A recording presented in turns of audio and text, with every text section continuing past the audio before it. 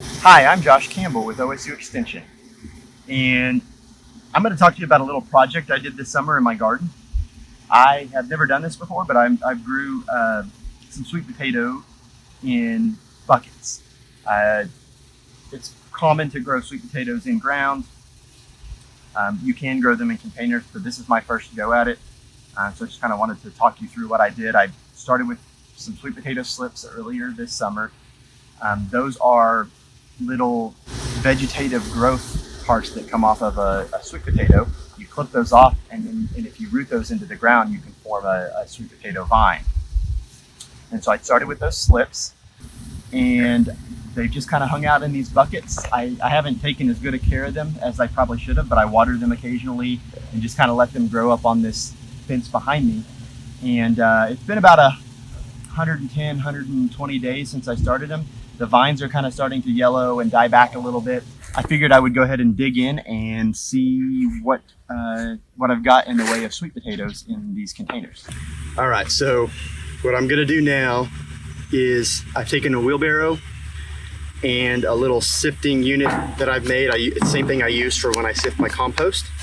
And I'm gonna pull the remaining vines out of this bucket here.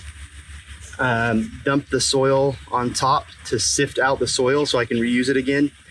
And then hopefully I'll be able to have my sweet potatoes right on top of this mesh material, and I'll fill my sweet potatoes in this bucket here. We'll see what we get. When it comes to harvesting sweet potatoes, the most important thing is that you time your harvest well before we get a freeze or a cold snap in the fall.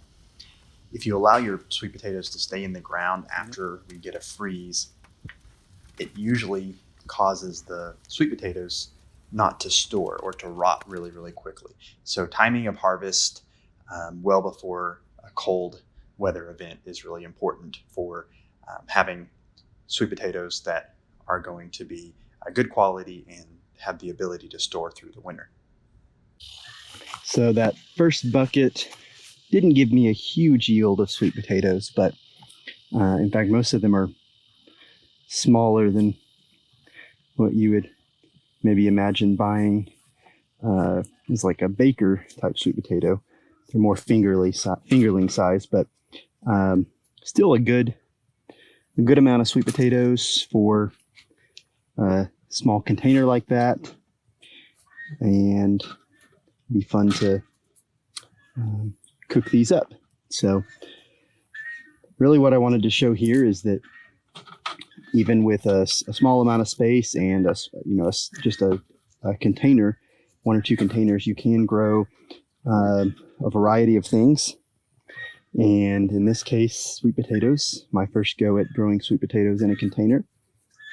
I think that if I had used a coarser, maybe a sandier soil, if I had stayed up on watering the buckets a little better than I had, because they do get so dry so quickly compared to in-ground plantings. And maybe if I had planted less of the potato slips, less vines per container, that we might have gotten bigger potatoes, but lots of little ones is fine by me.